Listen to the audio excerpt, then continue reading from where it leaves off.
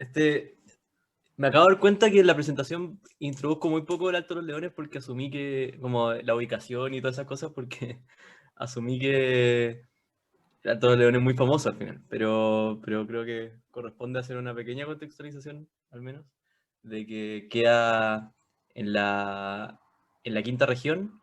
El acceso, al menos de esta foto, que también por donde nosotros entramos, es por el Parque Andino Juncal, que se accede por el Camino Internacional, como justo antes de hacer la subida de la cuesta que llega al Paso de los Libertadores.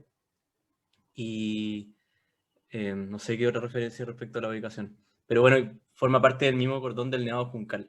Sí, es de la carretera. Se de la carretera. Ujú. Sí. Y bueno, y tiene de distintos lados, desde el plomo hay vistas de la cara sur. Sí, por la cara sur, sí. Y esta es la cara norte del Alto del León. Partimos presentando a la hermosa Cordada. Somos, estuvimos durante este año, durante la pandemia, haciendo hartas salidas, preparándonos para algo distinto al Alto de los Leones, en verdad. Junto a Pino, Fe y yo.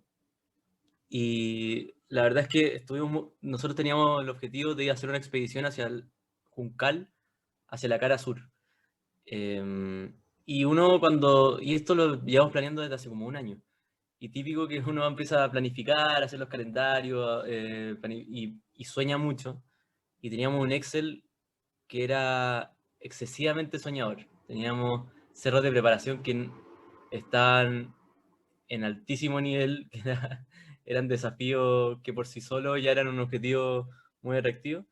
Y entre medio de esas cosas estaba el Azur del Morado, el Azur de la Paloma, y el fin de semana en particular donde queríamos ir al Alto de los Leones, estaba planificado para ir a Juncal, para ir a conocer la ruta normal, porque nosotros pensábamos hacer la travesía del Juncal y bajar por la ruta normal.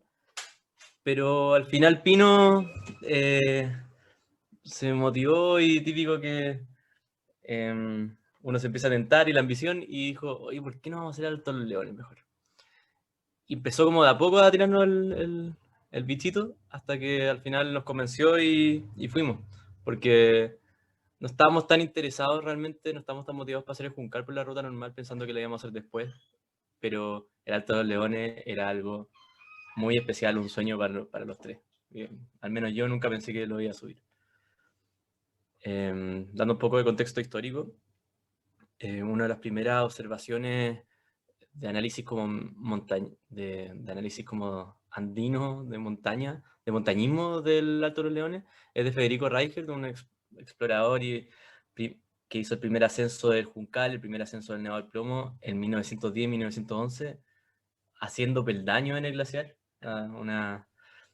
Un visionario y un tipo muy valiente y loco, tal vez para la época, que después hizo muchas otras cosas aparte. Su observación respecto al Alto de los Leones era que nunca iba a perder su virginidad. O sea, la impresión que tenía de todas las paredes, de todas las caras que tenía, era que estaba fuera de las posibilidades del ser humano poder ascender esta montaña. Y él, la verdad es que no sabía los avances que iban a venir en los años siguientes. El año 22, por algún sector del sur, lo intentó Sadler, uno de los fundadores del DAP Santiago. El año 34, puede que haya más intentos, esto es lo que pillamos, ¿no? El año 34 era una expedición muy famosa de italianos que se disgregaron por los Andes centrales, entre ellos el primer ascenso al Punta Italia, el primer ascenso a Litoria. Fueron a este valle e intentaron el Alto de los Leones para decir no, como decidieron por una cosa de que tenían objetivos como nacionales, de lograr algo, en vez de jugársela por Alto los Leones, vieron una ruta más factible en el Juncal y mandaron para allá para asegurar una cumbre importante para llevar a Italia a, a Mussolini. El año 39, el primer intento de los Marmilot y Piderit, y junto a dos personas más, y parece que había hartas personas en esa cordada, fue un intento por algún lugar de la cara sur, en enero o febrero del año 39, rebotaron, pero llegando muy arriba, y ese mismo año, en abril, la pareja de los Marmilot y Piderit logran hacer la cumbre, el 11 de abril. Creo que en otras reuniones CAU de este año ya se ha mencionado la historia de los Marmilot. Se han difundido hartas fotos de ellos últimamente, como que se ha hecho un poco más de fama de esta pareja que hizo hartos primeros ascensos. Carlos Pieri también, un miembro muy importante de esa expedición. Y el relato está bastante detallado en internet, es muy interesante. Esa foto es de la ruta, del Alto de los Leones, y no sé si una de las cumbres, pero al menos tenemos fotos parecidas, así que suena a ser parte de la ruta. Esta es la información que teníamos de antes, la descripción de Ulrich Lorber, que hizo una descripción muy detallada de la ruta que más tradicionalmente se siguió hacia el Alto de los Leones en los años venideros. También el ejército ha hecho, creo que anualmente lo intentan, para como un cierre de las capacitaciones de alta montaña y como una actividad muy, muy clásica de ellos. Pero esta es la ruta que más se repitió. Creo que ni siquiera es igual a la de los Marmilot. Acá alguien más puede saber mucho más que yo.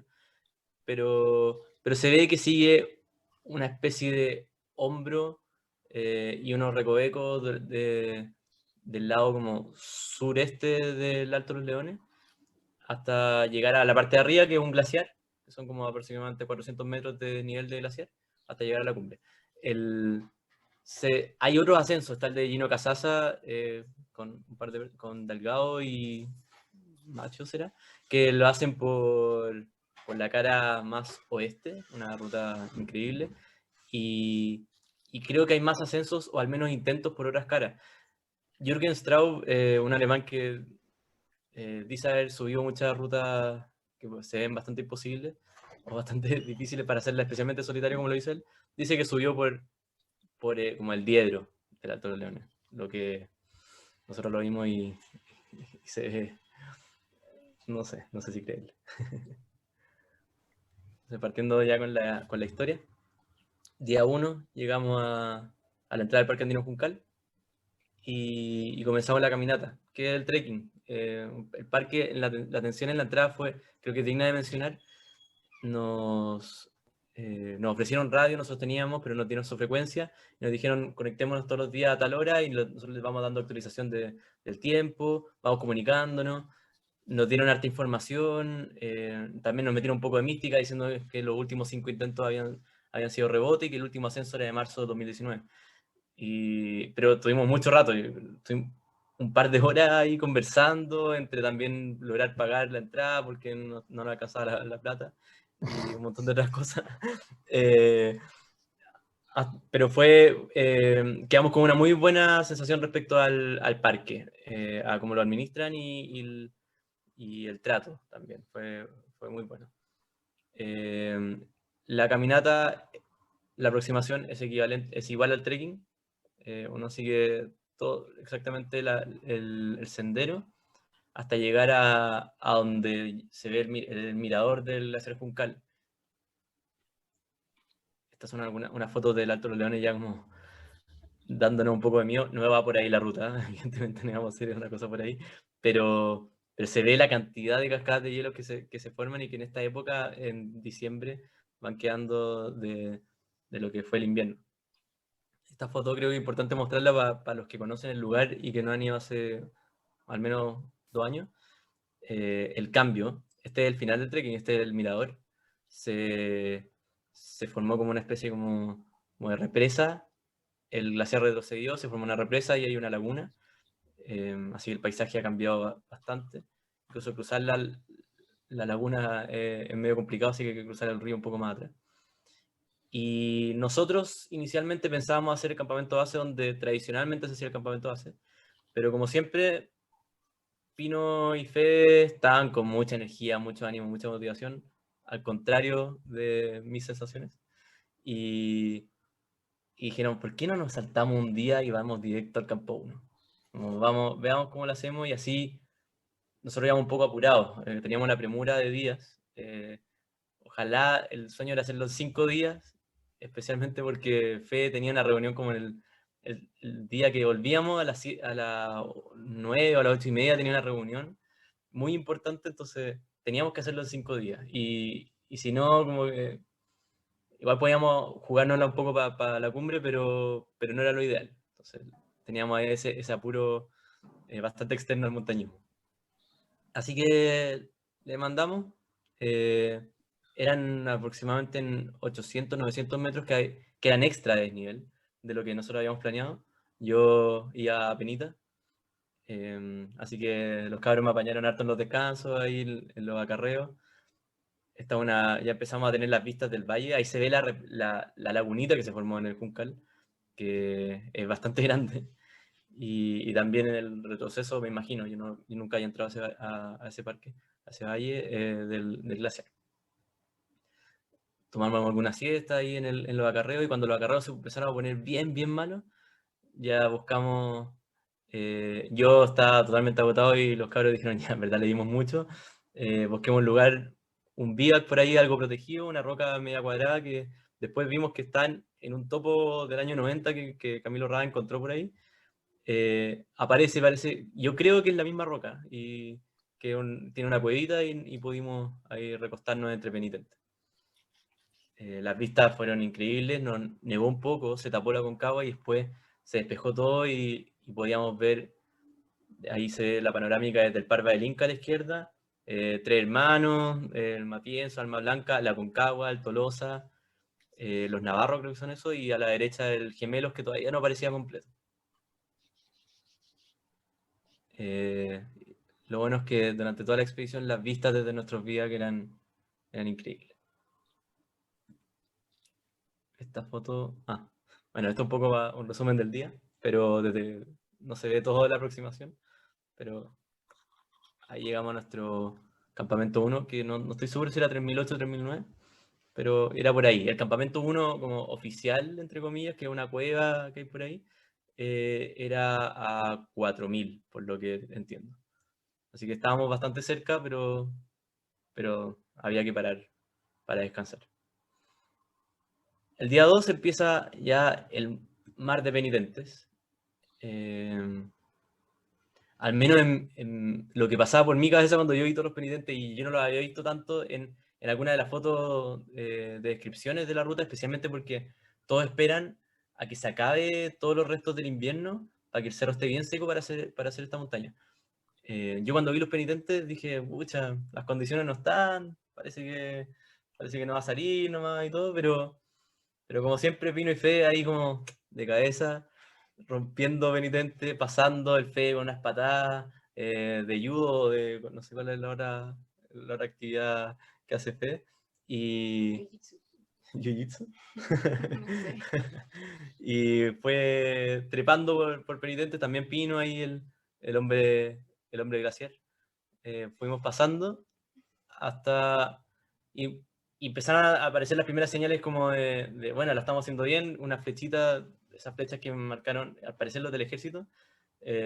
No es muy buena noticia que hayan rayado el cerro con flechas, pero... Y siempre en los relatos hablaban harto de las flechas, pero vimos muy pocas. Yo me imagino que también por la cantidad de nieve que había en la ruta. Hasta que llegamos a esta linda cascada, pero que botas harto material. Cuando pasamos al lado de esta, pasaron como 2 minutos y cayó harto material, pero nada tan peligroso, en verdad. Y empieza el terreno donde hay que trepar por roca, no tanto trepe, pero como una mezcla de acarreos con roca, como slabs de roca. Un poco enredado, unos laberintos, empezar a descifrar los topos que teníamos. Y dentro de todo, bien entretenido. Un poco tosco, un poco agreste la zona, pero se podía seguir avanzando, nada muy complicado, en verdad. Va con el peso en la mochila, eso se hace difícil, y también buscando certezas de que estáis haciendo bien la ruta, que es algo que se advierte de los principios, de los primeros ascensos del Alto de los Leones, que es clave poder identificar la ruta y poder ir avanzando bien. Aquí Fe dando sus dotes de escalador. Hasta que llegamos a una cosa que era una canaleta, donde uno tenía que seguir trepando un poco, hasta llegar a una parte donde se achicaba bastante más y viene la primera sección de escalada como con cuerda de la ruta. Eran 2 largos, ahí no sabría decir la graduación, Fede y Pino pueden ser más precisos, pero creo que está en los topos como a lo más un 5.8, o sea, sencillo dentro de todo, pero la roca, en esta parte creo que la roca no era mala, pero arriba caía harto material, especialmente porque estamos rodeados de cascadas de hielo y penitentes que se iban derritiendo y iban botando cosas. Incluso ahí Pino creo que nos botaba como unas piedras, pero era inevitable porque había muchas piedras arriba. Y luego, no hay muchas fotos de esa parte, de esa sección, pero salimos y salimos como hacia la derecha. El topo de Ulrich Clover habla de la izquierda, pero el topo que Camilo Rada encontró habla de la derecha. Al parecer hay varias rutas desde acá, pero todas muy concurridas, ¿no? Es como, en todo hay evidencia de algo. Acá encontramos Mordaviente en este vivac que armamos y que veíamos bastante seguro. Nos empezó a caer algo de nieve y de repente estábamos acostados y vimos una piedra volar, pero al menos no cayó arriba de nosotros. Teníamos una especie de techo que creí que era más psicológico que otra cosa. Creo que este es el día que estábamos súper bien, estábamos muy cómodos y empezamos a hablar. Era la hora de hablar por radio con los del parque. Hablamos con ellos. O sea, creí que estaba hablando con ellos. Hablé mucho rato. Nos estaban dando actualización y todo. Y yo decía como, oye, y como nos hablaban cosas del cabo. Y de repente caché que hablé como al menos 5 o 10 minutos con Abdo, que estaba haciendo el taller de travesía en glaciar en el glaciar Juncal, que habían llegado el día siguiente. Y estaba con la Cami, con la Cami Loyola y con Ignacio Hermosilla. Cuando me di cuenta dije como, oh, no, Abdo, no caché que eres tú. Y Abdo pensó que yo estaba molesto porque estaba hablando con él y como y soltó el walkie-talkie y se lo pasó a los demás. Pero en verdad estábamos muy felices de estar hablando con gente conocida y hablamos más harto rato más y todo, y ellos nos contaron un poco de su experiencia en el primer día del taller, que era, creo que fue solo aproximación. Esta foto es destacable porque Pino, primero comparen, nosotros estamos con el saco grueso, la bolsa de Viac y todo, con la pluma ahí como de almohada y todo, y Pino con su saco playero, sin Vivac, la bota de su cojín y feliz, feliz. Es una característica permanente de Pino que todos los que han salido al cerro con él van a cachar que Pino es perro, Pino aguanta. Ese día, esta línea la hice yo y puede que Fede y Pino me digan como no, nada que ver, pero creo que es más o menos así lo que hicimos. Y fueron un poco más de 500 metros, creo, ese día, pero fue muy laberinto. Y ahí llega el día 3. Hay muchos mensajes. No sé si era algo relevante. Ahí me dicen, hablen nomás si hay algo que interrumpirme. Y acá llega el primer circo, le podríamos llamar, y lleno de cascadas de hielo, pero nosotros íbamos por la derecha de este sector. Y llegamos a un sector que en el topo, que como decía, del año 90, estaba escrito como el paso de las lajas negras. Yo la primera dije, pero Pilo está súper acostado, súper piola, pero se desarmaba todo. Así que lo aseguramos. Oh, me escuchan a mí mismo. Sí. Lo aseguramos. Pino hizo eso. Era dos largos. Lo hicimos como en dos largos, pero bastante horizontales, pero era más seguro. Hasta llegar a probablemente la pasada más expuesta de este lado de la ruta. Habían hartos vestigios de que por ahí se había metido gente. Y no sé si se nota, pero la pared que está al fondo, la derecha, es la pared norte del Alto de los Leones. Es decir, una pared que cae hasta abajo. Y esto uno va bordeando y pasa ahí como con un precipicio hacia abajo, por esa roca. Tú te vas por abajo un poco y subes, te asomas, y después como que vas rodeando por ahí. Fede lo abrió como si nada, yo con la cuerda asegurada y todo, me demoré caleta en poder hacer el pasito. Pasamos y todo, y esta era la vista de la pared. Increíble. Por esos lugares se supone que pasó Jürgen Straub para plantearle la duda en la cabeza de si realmente lo hizo en solitario. Y acá era como la salida. Hicimos también como una parada intermedia, hicimos al final como unos 2 largos en esa parte. Era más exposición que otra cosa. La dificultad, una vez que era el pasito que les dije al principio, no era nada, pero tampoco era mucha dificultad. Si estuviéramos a nivel del mar, eso lo así tranquilo. De ahí, acá tengo pocas fotos, pero... ¿Qué pasó? Sí, como que no puedo hacer. Ahí está. Pero uno empieza a subir por unos slabs de roca, hartos penitentes de nuevo, hasta que llegamos como a esa parte de allá de izquierda abajo.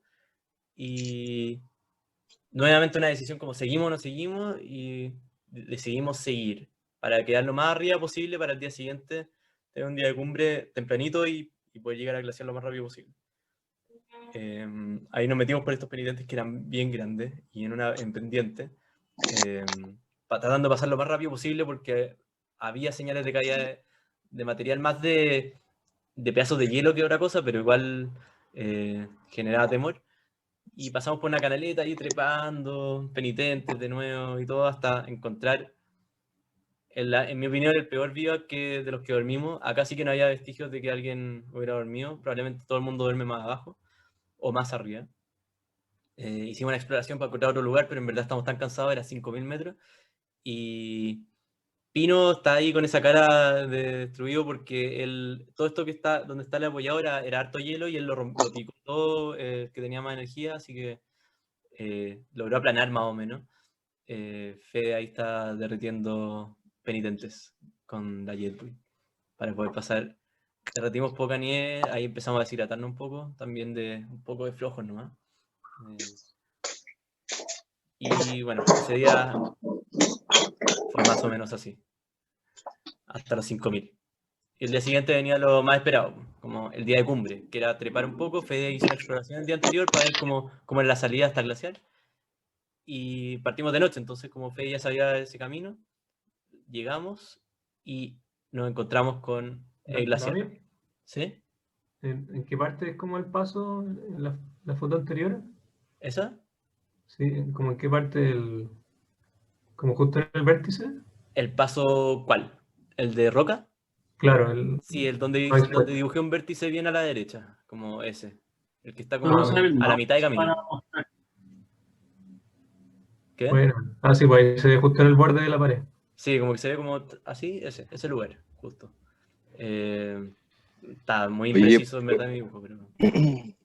oye David, igual puedes rayar la pantalla para mostrar por dónde fueron, pues, para mostrar la ruta. Ah, ¿Cachai ¿verdad? esa En la opción o foto no? anterior.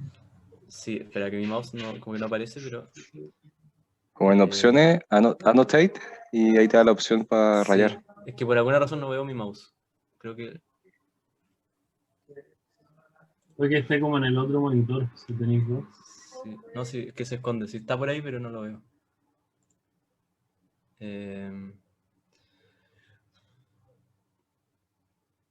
Voy a ver rápido. La Mari lo reyó. Ahora ya ahí está el mouse. Ya. Pero apenas estaba probando, no caché que podía. Ya. Ese es el punto, Agustín, el que estábamos viendo. Nati. Ese es el punto de Ya, como el claro. vértice expuesto. Bueno, Como bueno. dije, solo exposición, dificultad técnica no es mucha. Hay un montón de clavos, hay un montón de restos de cosas de rapeles que se nota que por ahí es. Respecto a esta segunda ruta, porque nos saltamos el campamento 2 como de verdad y nunca lo vimos. Tenemos una idea más o menos de dónde estaba, pero nunca lo vimos. Ahora, ¿cómo dejo de dibujar? Ahí. Ya, no, quedó. Ya.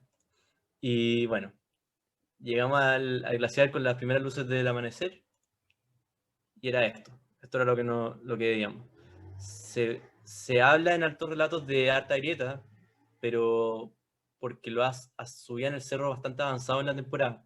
Nosotros lo vimos y nuestra sensación fue que se veía evidente dónde estaban las grietas y que no íbamos a tener tanto problema. Evidentemente igual encordados y todo, pero como le dimos creo que con la velocidad suficiente, lo que nos detenía era más la puna. Y empezamos a avanzar. Las vistas de ese día nos quedaron guardadas para siempre. Atrás se ve el Juncal, también el Columna o Nevado de los Leones, que es esa gran pared, y a la derecha es Juncal Chico. Pared inescalada, definitivamente. Detrás de este pequeño filo están los glaciares Olivares y también parte del glaciar Juncal Sur. Entonces los cerros que están por ahí, el Federación o Sierra Blanca, el Picarte, Asociación, Nevado Olivares. Al fondo allá a la derecha, verdad, tengo para dibujar. Pero hay un puntero. Oh, ¿qué? Pero hay un puntero también que puedes usar. Ah, no, ¿dónde está? Pero dibujar. Oh. No. No, spoiler. Ya bueno, allá arriba a la derecha está el plomo. Y al fondo se ve el pico del Barroso también, a la izquierda. Esa es la pared de Juncal Chico. Y acá, esta es una foto no de ese momento, una foto que sacamos después en la expedición de la última que tuvimos, pero es el Alto de los Leones, la parte de glaciar. Y acá, como yo no sabía que se podía dibujar, yo hice una animación, y se nota claramente que nos metimos como muy mal por la grieta al principio. Al final lo agarramos bien y vimos como algunas descripciones de la ruta, y al final todo el mundo sigue esa huella casi. Hay otra ruta al parecer que se ha hecho como más por la izquierda, pero era muy evidente, como el camino te obligaba a pasar por ahí, los puentes eran clarísimos, y uno llega a una cumbre glaciada. Llegamos ahí y estábamos muy cansados, especialmente porque la última parte era como una parte como más vertical, no tanto, pero donde ya 5.400 ya estáis muy cansados, 5.300. Y se veía al fondo una cumbre que se veía un poco más alta que era de roca. Se veía lejos, pero ahí tuvimos la conversación como seguimos, no seguimos. Incluso estuvo la posibilidad de que no siguiéramos. Y de repente como todos dijimos, ya, sí, vamos nomás. Vamos hasta la otra cumbre. Por suerte fuimos, porque no sé cuál es más alta. Desde la otra se veía más alta la de hielo, desde la de hielo se veía más alta la de roca, pero era donde estaban los testimonios. Testimonios acumulados desde el año 2000. No encontramos nada anterior. Pero siempre emocionante encontrar los testimonios. Era como una cantimplora, me imagino que era del ejército. Había un libro del ejército, o sea, no un libro, como muchas hojas del ejército describiendo la ruta. No sé por qué alguien pone la descripción de la ruta en la cumbre, como obviamente sirve mucho más estando abajo. Con muchas variantes de la ruta y todo. Este es el último ascenso que había en un papelito. Nosotros usamos el mismo papelito y lo escribimos por el otro lado en nuestro registro. Ahí está Vicente Grifón y María Rosario Toro. Y escribimos y como estábamos cansados y estábamos muy felices. Nos abrazamos en la cumbre. Al menos yo lloré, yo creo que los otros dos también.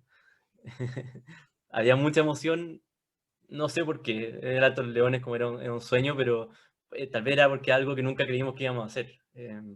Y fue mucho esfuerzo el día de cumbre, encuentro. También estábamos muy afiatados, éramos un muy buen equipo, creo. Siempre que estaban algunos, uno estaba cansado, había uno que tomaba el liderazgo y por arte de magia, que yo creo que lo hemos vivido todo en la montaña, como siempre hay uno que está bien y que toma el liderazgo del grupo y se hace cargo. Probablemente yo fui el que menos tiempo estuve en esa situación, pero todos lo tuvimos en algún momento. Aprovechamos de sacar infinitas fotos, como siempre. Llamamos a Seba Guarda, que era el contacto CAU. Escribimos algunos mensajes por WhatsApp. Creo que mandamos al José, le mandamos algo. Al Pato también y a Mayor. Hablamos un buen rato con Seba. Se veía un sector de Santiago que creo que es como Maipú, lo que me sorprende mucho porque se veía una parte de Santiago. Y eso después hay que analizarlo bien como qué punto de Santiago en verdad se ve el Alto de los Leones, que igual es sorprendente. Y eso, bueno, había vista para todos lados. Ahí está, acá primer plano, el Yegua de Heladas, a la derecha el Valle del Juncal. Hay una laguna, se ve como ahí al fondo, que es la Laguna del Inca. Bueno, y la Concagua, el Gemelos ya completo. Acá está el Gemelos. Está la Laguna del Inca, el fondo del Mercedario, pero también se ve Alma Blanca, Piloto, Neva Matienzo, el Parque del Inca. Y bueno, tuvimos media hora más o menos, bajamos, nos caímos a un par de grietas. Yo iba primero y en la parte que ya estaba muy confiado, ya estábamos llegando, me caí en una grieta, como, quedé como colgando el pioleta y me sacaron me tiraron los cabros y pude salir. Y dije como, ya, reestructuremos un poco para poder pasar bien esta zona de grieta. Nos dimos vuelta y Pino se cayó en la grieta. Pero eran grietas pequeñas dentro de todo. Y era la parte donde les mostré antes que donde pasamos pésimo. Y a la vuelta nos fuimos dando cuenta que habíamos pasado por un montón de puentes pequeños, pero pasamos por un montón de puentes que no nos habíamos dado ni cuenta. Nos tomamos una siesta larguísima, larguísima cuando nos sacamos la cuerda. Estábamos muy cansados. Y decidimos no dormir en el campamento más alto, sino que bajar más. Poder encontrar el rapel de la parte expuesta, no pasar por la parte expuesta, sino como darle más directo. Pino y Fe exploraron un poco y creo que Pino encontró el rapel. Habían unos clavos, pusimos un backup, revisamos bien que los clavos estuvieran bien, todo. Y pudimos rapelear y llegar a nuestro campamento 2. Este no sirve mucho ese dibujo ya ahora, pero... Y ahí bajamos al campamento 2. Lo que fue un alivio corporal. Falta algo acá. Muy avanza. Ahí está la cumbre. Y fue un alivio, la sensación de llegar al campamento 2 después de tantos días de tensión, de que tu cuerpo estaba muy concentrado, está en mente y cuerpo como muy metido en el cerro. Llegamos y tuvimos un relajo máximo. Fe no comió porque, como dijo, me voy a quedar dormido al tiro, se quedó dormido. Yo me quedé harto rato, como ni siquiera me metí al saco, estaba como ordenando y como no haciendo nada, pero sentía ahí como tu cuerpo seguía relajando. Al día siguiente, en la mañana, entonces llegaron todos los malestares, que a uno le llegan más en la casa, pero no llegaron ahí.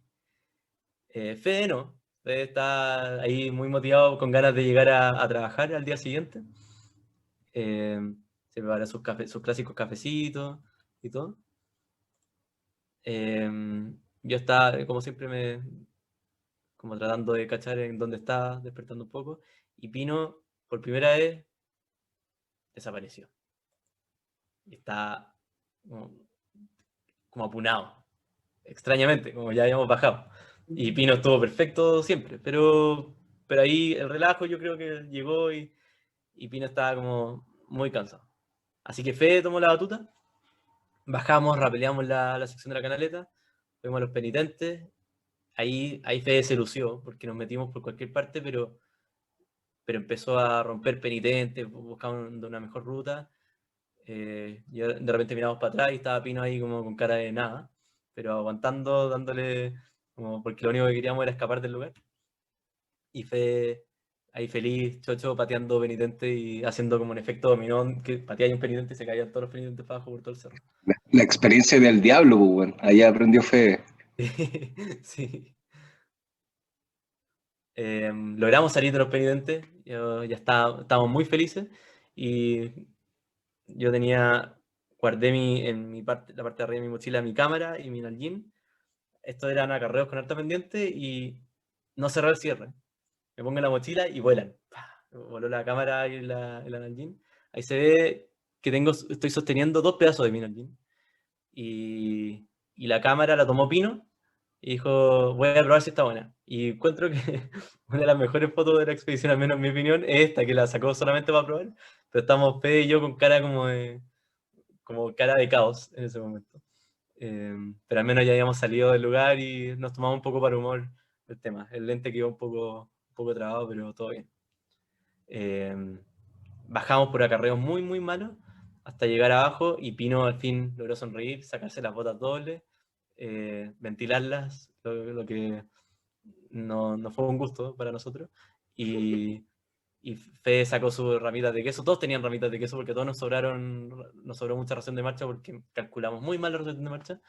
Y nos comimos como un paquete entero de ramitas de queso. Y ahí Fede era una parada corta y decía, ya, pero hay que volver a trabajar.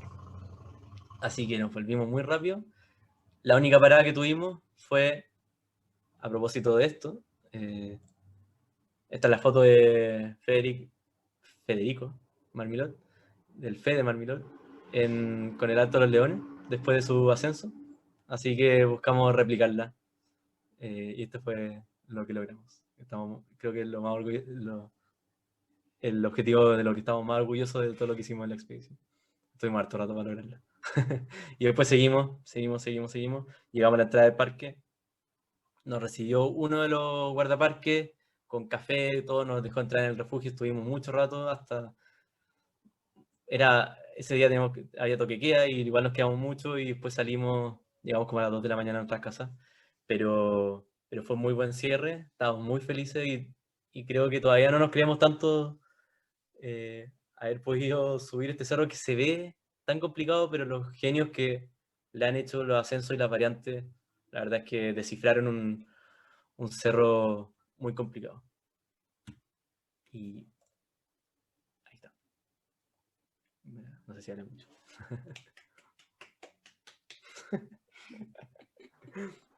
Eso, si hay preguntas, me puso todo amarillo por si. Bueno, Damir, qué buen relato. Innecesario sumar palabras, está todo demasiado bien explicado. Muy bueno. Bueno, vamos a ver el chat.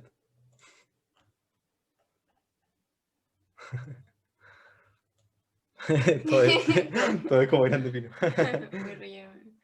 Silencien a Pablo Dawson. Cállate, Pablo.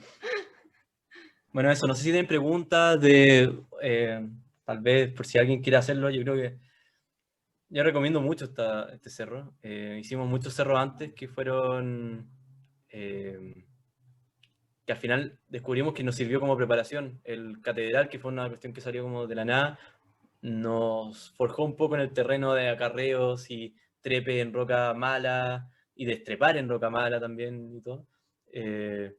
Con Pino también fuimos al Mesón Alto, que tuvimos una linda travesía por glaciar, como para también conocernos un poco más, que fuimos con la Cami. Y así que muchas cosas nos formaron bien este año para poder llegar a Altos Leones y que no fuera tan complicado dentro de todo.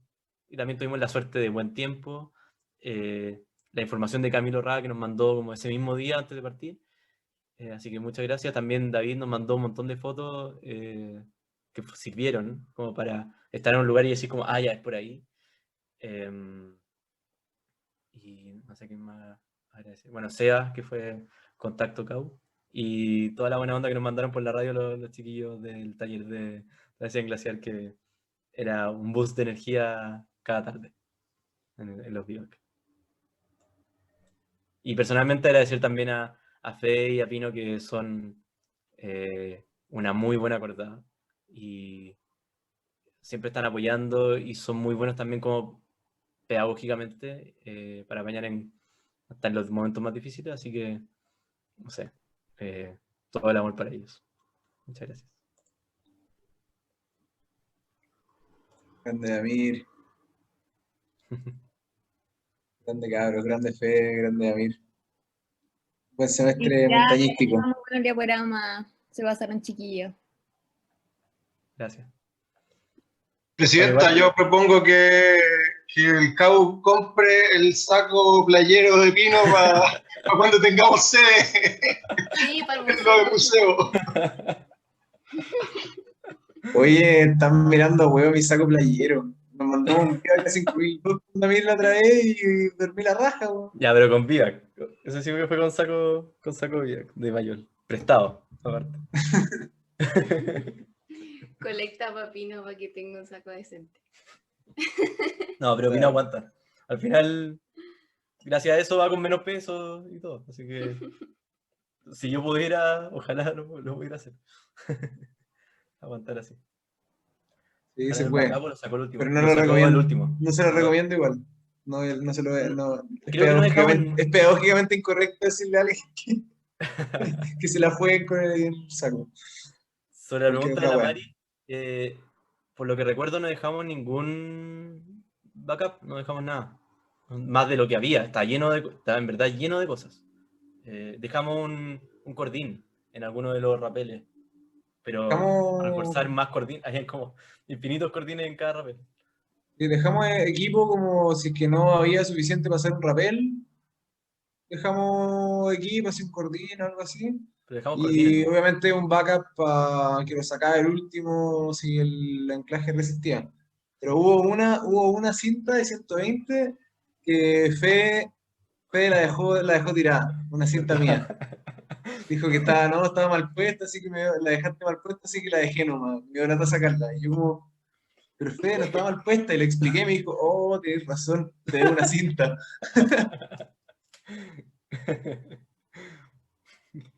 Yo quiero saber cómo pasaron al final la laguna o el río, que fue Retrocedimos súper un poco. tarde. Nosotros pasamos y ya estaba bien terrible.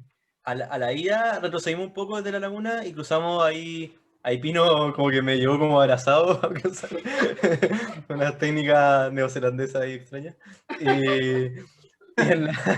Pero a la vuelta Fede le mandó por cualquier parte. Yo estaba indignado porque yo decía como, bueno, yo no voy a cruzar el río ahí.